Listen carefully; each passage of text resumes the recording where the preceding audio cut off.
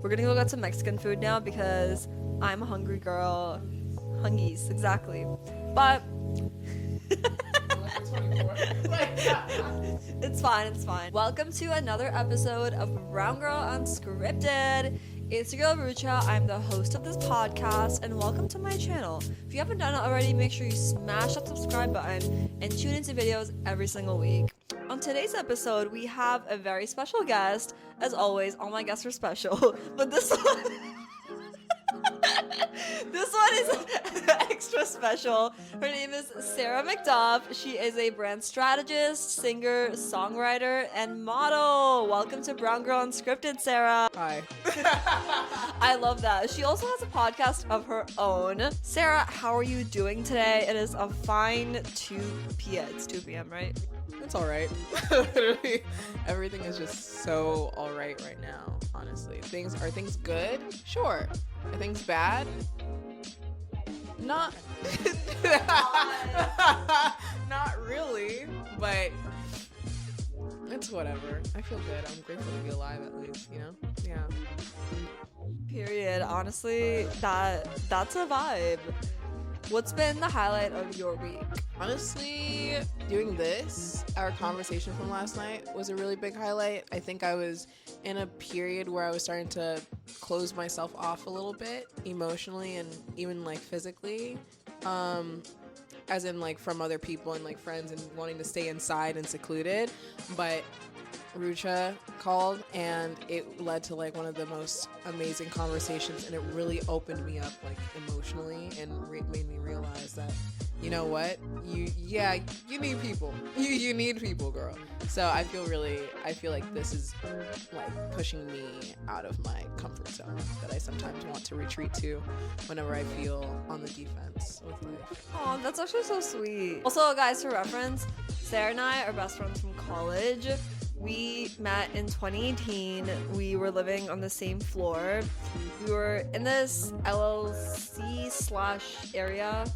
Were you in the LLC? Because how did that work? It's really crazy because she's an engineer. So she was in the engineering LLC, and the engineering LLC took up like a partial floor of this one dorm hall that we lived in. But I think me and my roommates at the time just so happened to also be in the same exact area. So that is where I ended up meeting so many of the people that I like became friends with and love, and that's how I met Rucha.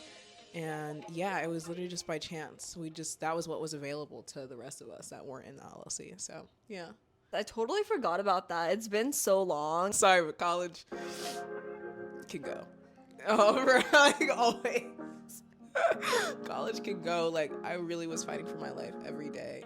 It was better near the end, honestly. It definitely got better near the end, for sure. But I think for a good majority of it, good 75% of the time, fighting for my life. Because I just wasn't emotionally, mentally, I wasn't there. It was so much more freedom than I was used to. It was such a huge transition period in my life, and you would think that the learning curve was solely subject to like your freshman year. But I feel like for me, it even transitioned over to the majority of the few years that I was there. So I think all of it was just a continuous learning lesson, just adapting to having more freedom and more agency, learning to steer away from, I think, the self-sabotage that's typically normal for, young adults that are growing, and just navigating friendships, navigating romance.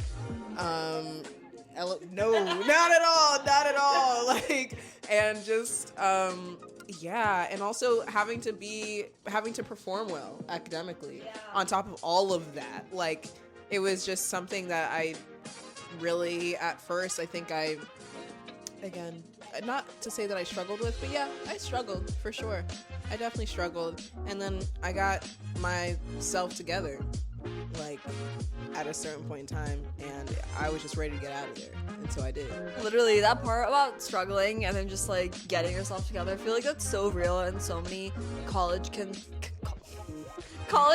can relate to that, because I definitely relate to that. I mean, looking back at college, I think that you have so much self-doubt and so much bullshit that you're dealing with all at once, and just even like growing pains. I would say you're figuring stuff out, you're navigating relationships, situationships, you're navigating friendship breakups, right? Like that's real. Like you think that like, oh, it's just a high school thing. No, but like that continues.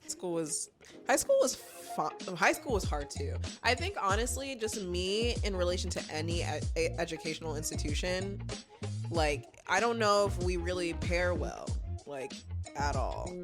Me and authority, I don't know if that works. And it's like I feel like I'm not like rebellious, but I think I just am gonna do whatever the fuck I want. I just think school, the structure of school, the foundation of school, especially I guess maybe in America too, because I know that our systems are pretty not great compared to other places in the world. I think also just like it could just be a Western thing. I think a lot of school systems are flawed, and I think that there is always a bit more that can be done to ensure the well-being and quality of life of students and even like faculty. And I just think that every person's experience with school is going to be different, but I think it's very normal, and I think it's very typical that kids have a hard time in school. It is literally just hard. I think it's set up to be a bit difficult. You do want to perform well, but you are transitioning as a person on an individual level, and I don't think growing pains will ever, pair well with also needing to like pass biology. So I just think that, but honestly, like I feel like I wouldn't be who I am today without anything that I experienced, especially whether it was in school or not. Like I think I'm pretty happy with the outcome that is me today. So it's fine. Yeah. Plus that I have the degree, so we're up. We're up. We're up. I'm educated. But that master's, I don't know. You think that a master's in today's job market / today's not the eye with the job market. You're like, girl, no, I feel you. No, literally, like I think that a master's it's really everyone has different opinions on this. I myself, guys, was looking at masters, and I think I want to like hold it for a little bit. You know what I'm saying? I think that it's a lot of money for, I don't know how much return you get unless you do a very specialized degree. You know? Like, I think if I did a master's, it would have to be in, I don't know, like freaking data science or something like that. I don't know if it would be helpful for me to get it in something that wasn't as specialized or really technical, because I can just get job experience in the same thing and get ahead, if anything. You know what I mean? That I completely understand. I feel like I've been thinking so much more recently about getting my master's, which is crazy because if you asked me like 5 months ago, I literally would have spit on you. I would have been like, I would be like, why would you bring that up? Like, why would you bring that up to me? That was rude. But I don't know. There's something about the idea of getting my master's that just, 2 degrees. yeah. It's just like, I'm double educated. I get it. it's like, yeah, I have my master's in XYZ. You don't, JK. Like, I don't know. It's like it just would make me. It is a flex. Like, I feel like it would just make me feel so sexy. Yes. Like, and $200,000. whoa, $200,000 is crazy. But I'm considering like my options for it. I think if anything, I would probably even just apply and see where that goes. And like, at the end of the day, if you apply and you get it, that's great. If you don't, like, that's fine. And yeah, but I love the idea of getting my master's is really fun because it kind of reminds me that the world really is your oyster, and that you can either get your master's and that becomes like a huge essential part of like your development and your growth in your life, or you don't and like you find yourself career-wise like another way. So yeah, I think that's the exciting part of it. But I would do it just because I feel like my career path, or where the field that I, hope to stay in for the rest of my life, I think I'm always willing to learn more. And I think it would simply stem from me wanting to learn more and making sure that I am the most refined professional in my field, if possible. Period. Spoken like a classy woman. I take it. Okay. Well, okay. Speaking of your field, let's talk about, I mean, you're a singer, songwriter, model, all of that. Like, spill the tea. Spill the tea. I mean, I am a singer. I am a songwriter. I'm an artist. I love writing music. I love singing. I literally love singing. I've always loved singing. I just remember being like really young and like being in like elementary school and always joining like the talent show and just going up there and singing like a fucking Paramore song. Like that, yeah. Dude, That's like so cool. that was just like who I was as a kid. Like that's what I gravitated towards. Any opportunity that there was to be on stage, I just made my way there. It wasn't until like a few years ago though, like it wasn't until college though that I kind of considered that maybe being a singer could be a career path. Because up until that point I was like, there's just no way. That just wasn't anything that I was like thinking of. But I think especially in like light of the pandemic, that was like a huge point in time for me, like a huge transition period for me, where I kind of started to think more about who I wanted to be if I was able to kind of surpass the level of like I think tragedy that was going on at the time. I just like really thought more about my life and how I wanted to spend it, and I think my career has always been a big thing for me too. I remember being like really young, and I wasn't like a child that like prayed ardently, or like, I wasn't like an avid prayer warrior at like it, or whatever, but I remember being really young and talking to God and being like, I just want my career to be something that, can sustain me financially. I didn't use those big words, but I was like, that can sustain me financially and can also but can also make me really happy. And so I think, considering that my career was always really important, I knew it would be a big part of my life and still has, yet to develop. I was like, maybe music can be a part of it, since I love that so much. I think it's really cool that you knew everything at such a young age. I feel like everyone has that. Like, I feel like when it comes to, I guess, wanting to discover what your purpose or your path is in life, the best thing that you can do for yourself is to just like reflect on who you were as a child.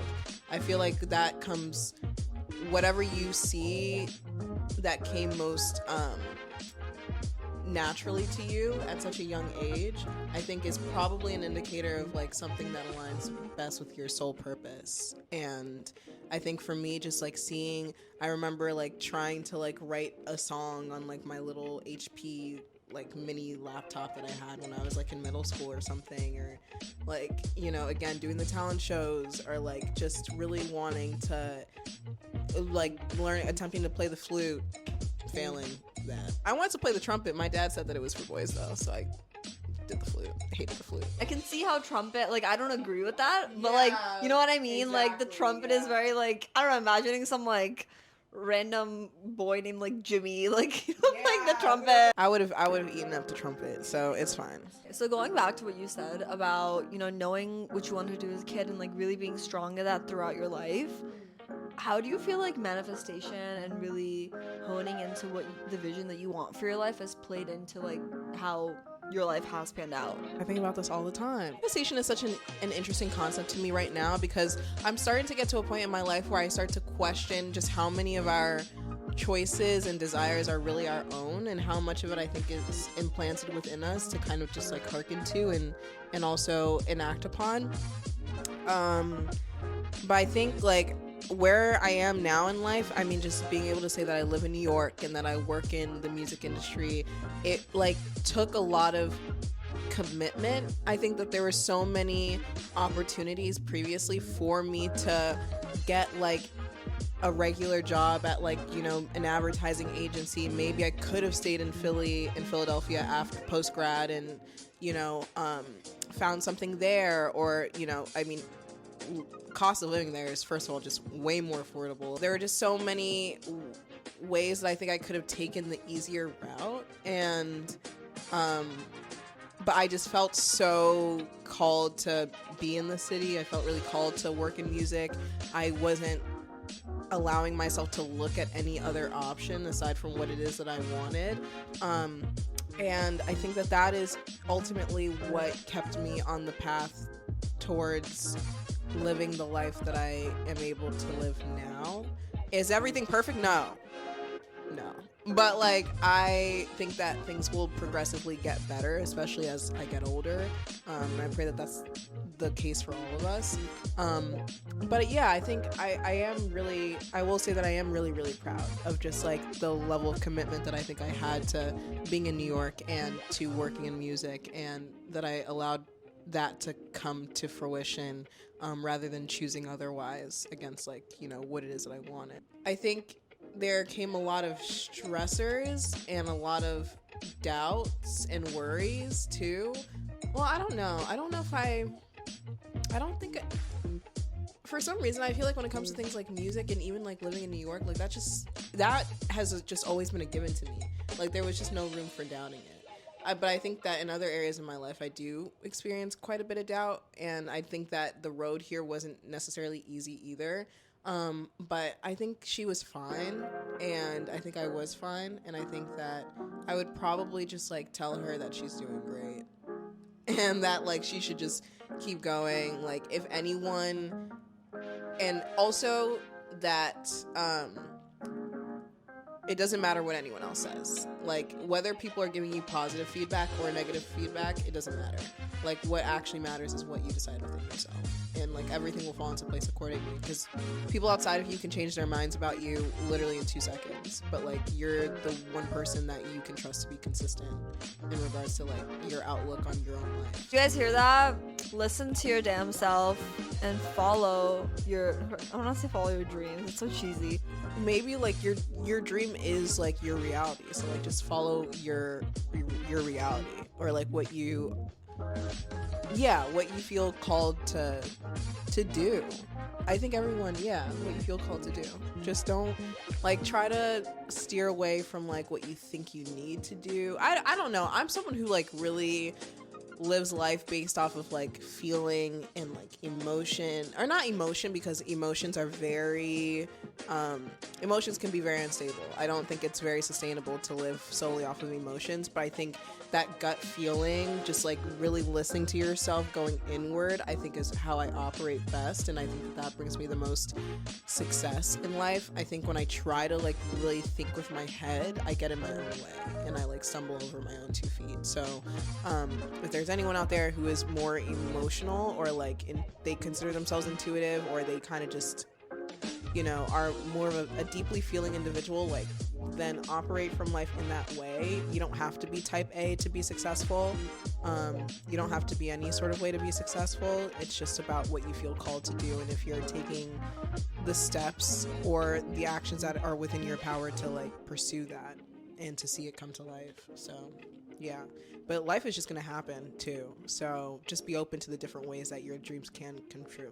No, that's so real. Like, life is just gonna happen, and you have to be open to it. I think that like so much of even what you said about, you know, getting in your own way, I think that everyone does that. You know, you overthink. Like, I remember in one of my chem classes back in, this is literally like 6th or 7th grade, my chem teacher was like, "You're really smart, but I noticed that on your quizzes you select the answer." I'm thinking of like online exams. Yeah, I get but exams where you select the answer, I can tell you overthink it and you selected the wrong answer. So just trust your gut. Like, you know the answer. I know you studied for it. So just do it, you know? Really speaks to me, because I remember being young and there was like a study, like I'm telling you, this was probably like middle school, like elementary school, and then there was a study that they presented to us where they were like, yeah, girls are more inclined to second guess their initial answer, which would ultimately cause them to choose the wrong answer. And I think I internalized that, and I think that was self-fulfilling prophecy, honestly, which sucks. But like, I think that that sentiment really resonates with me as well, because I think now, even though I still struggle with, being able to fully determine, like, oh, was that the right thing to do? Was it not the right thing to do? I think now it's just about being really confident in whatever choice I do make. And hopefully just going for whatever that initial push was to do. I don't know, it's kind of hard. I'm still trying to figure it out. Like, how do you navigate decision making? I don't know. Because I feel like there is that initial thing that you want to go with, and then there's the ration and the reason that comes in, or the rationalization and the reason that comes in, and you kind of want to listen to that too because it makes sense. But then it's also like, but are you thinking too much, especially as such a feeler? And then it's like, and that's where I start to get confuzzled. But I think but like what has helped me is just like making the decisions on my own and no longer consulting friends or family when it comes to certain things. I think I'm a lot better now at discerning when it is that I can actually go externally for advice and additional input, and when I should really just sit with myself and, force myself to know and understand that I do know the answer. Or at least I do know the answer based on what it is that I understand and know right now. And like, if it bites me in the ass later, it bites me in the ass, but I think I'm just more willing to own up to my decisions. So yeah, love the being able to make your decisions more independently now, because I think that is really important. I think so many of the times when you consult even friends or family members, they are just trying to protect you. Like, that's what everyone's thing is gonna be. They're like, it's very, not, I wouldn't say rare, but there's very select few people that if you have really big dreams for yourself and you know that, hey, like, I know this is gonna come true, I feel it in my gut, I'm taking the decisions, that they will be like, yes, like, I see that for you too. Because people otherwise are gonna be like, oh my god, like, not in terms of like trying to put you down, even that's not even the intention. It's just, if they themselves think that it's like unrealistic, they're just trying to protect you. And I think that like being able to make decisions by yourself like that is such an important skill. It's developed though, you don't have it right away. But because of course, like, the natural thing as humans is like, oh, you want to like talk to your friend or your like parents and have that like approval, the external validation. It's hard. It's fucking hard. Yeah. But I agree with you. I think that like being able to just go with that first choice, like you said, is so important, because end of the day, when I look back on my decisions, that first choice, the thing that I always knew, like, that's kind of the thing that I end up going back to. You know what I mean? Like, when I look at choices, any of the wrong choices have just been when I overthink too much or like anything like that. But usually it's like, oh, well, do I want this or do I not want it? And making that quick decision making, it's just so important for you. If you know that, I mean, I know for me, like, I'm like, okay, well, I struggle with this, so let's just make the decision quickly rather than thinking about it, risk evaluating, and then you get in your own way, and it's like, no. The book that I'm currently reading, it kind of touches on one of my big interests is like consciousness. I talk about this all the time. So like, I'm not gonna, I love collective consciousness. I love manifestation. I love like just all of it. And it kind of touches on the idea that there is an answer to every question. And so it's like, I think if you allow yourself to really make room for whatever that answer is, you really should just trust yourself, like, it. And although maybe some people might be more type A than they are like a deep feeler, everyone has intuition, everyone has access to it. And yeah, it's really interesting. I think I feel good about the trajectory of my decision-making practices. I think that it'll always be something that is in flux no matter how old I am, but I'm praying that I can become someone who operates like solely off of, discernment and intuition, and can just really, really trust themselves, as I continue to grow older, because that I think is just like, I think that makes life more fun, like, than sitting around and having to rationalize everything. And also, I think I was told more recently that my tendency to want to logic my way through everything is kind of just a defense mechanism against, like, potentially feeling hurt or Wow. yeah. Wow. Yeah. So I was like, you're right, and that's, I think, yeah, that's definitely pushing me towards just being able, just trusting myself. That was crazy. Yeah. It was crazy when I heard it. Yeah. No, because I feel similarly. I think that not about you necessarily, but about myself. I would say that I feel like I definitely get in my own way when I try to logic my way out of it when it comes to decisions, because then, I don't know, if you go over just based on a purely logic perspective, everyone should be working in, like, some sort of, like, insurance company. Yeah. Like, you know what I mean? Real estate. Yeah, or insurance, like, real yeah. estate, or, like, blockchain. Yeah. Any of the podcasts I've listened to, or any just content I've seen of leaders that are, like, way older than us, you know, someone like Steve Jobs, or there are other names that I'm not gonna name because it's controversial, but you know who I'm talking about. Yeah. Yeah, you know the vibes. But other people, even the CEO of Bumble, she's not controversial, right? Yeah. She's chill, yeah. She's not a hater. But anyways, the point is, like, they always talk about making business decisions from intuition and gut, because any of these really big successful people, anyone who, like, we see in media, television, anyone who's basically, like, has a net worth greater than, like, $600,000 is making decisions based on intuition a lot. Yeah, because if you make decisions based on logic for your, like, $2 billion company, a $2 million company, you're not gonna get anything done, because most of the time it just won't make sense. You know what I mean? It's also because not everyone has, I think, their own set path or their own experience. Like, there are so many people right now that are also artists and musicians, and they want to do this professionally, but their journey is going to look so much different than mine. Their journey is going to look so much different than the next person's, and it's because everyone has different lessons that they are meant to encounter within their process of becoming. And I think if you are looking at someone else as a means to make your own decisions, you're still going to end up with a completely different outcome than they did. I mean, you might find, I think it's again, I think it just calls into play, like, being able to use discernment, and just, like, I think being open to information as well, but you still have to pull from it what resonates. Like, you still have to actively do that on your own. And because for me, I mean, there's so many ways that people will tell you need to go about making music or promoting your music, or you know X, Y, and Z, whatever, but not all of it feels right for me, and I have to I think I need to listen to that. Otherwise, I think I kind of just end up in this cycle of, like, doing, but not feeling fulfilled by anything, and feeling like I'm falling flat, and kind of just, yeah. But I also think that I'm someone that needs to be mindful of staying within my comfort zone and allowing myself to be pushed.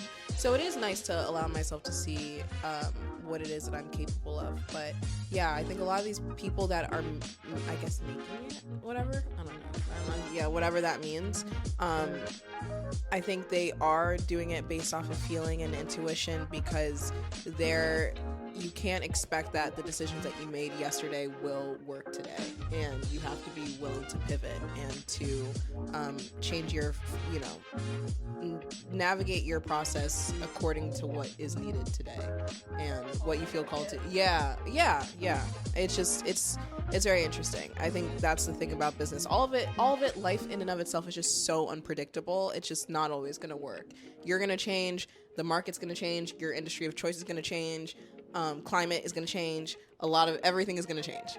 So you just have to be ready to move accordingly. And I think you can do that best if you have a strong internal, compass. You said it so well. She's been saying that all day. Anytime I compliment her, she's like, sure. Yeah. Okay. Well, I always end off each podcast episode asking the guest what they wish they could tell their younger self. Like, I'm thinking like middle school, high school vibes. If I could go back to any and every young version of myself, I would tell her that she is lovable, that she's loved, that she is cared for, that she's doing so well, so much better than she thinks she is, and that, that even if she feels a little different, like, that's okay. It's like one of her biggest strengths. And that's so cute, Sarah. Oh my god, you're tearing up too. No, I'm literally like No, I feel like everyone needs to hear that. Had a lovely time chatting with you. We're gonna go get some Mexican food now because I'm a hungry girl. Hungies, exactly. But it's fine. But again, thank you for coming on. I hope you guys enjoy this episode. Let me know what you guys think in the comments. Let me know what you liked, what you didn't like, what you want to see more of. And if you haven't done it already, make sure you rate the podcast on Spotify and hit that subscribe button because that's how we grow. So if you want to support, if you fuck with anything we said, anything we did, love you. Bye.